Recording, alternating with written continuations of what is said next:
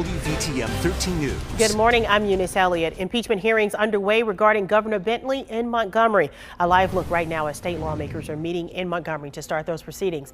The House Judiciary Committee is going over the evidence against Governor Bentley. If the legislature impeaches him, he'll be the first governor in the history of Alabama to be impeached. Bentley is accused of using state resources to hide his affair with former senior aide Rebecca Mason. On Friday, a 131-page report was released outlining the evidence against the governor. This included copies of text messages collected by his ex-wife, Diane Bentley.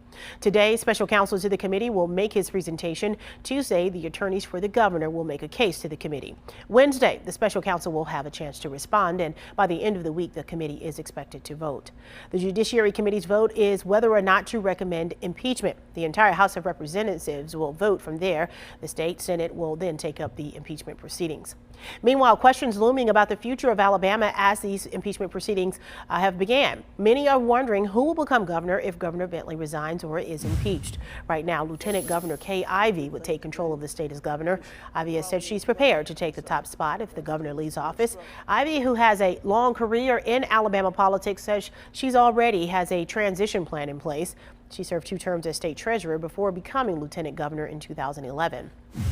You can depend on WVTM 13 for the latest developments from the impeachment hearings. We have a crew there in Montgomery today, and they'll be there throughout the week to keep you updated. And you can always see our streaming service right now on our Facebook Live page.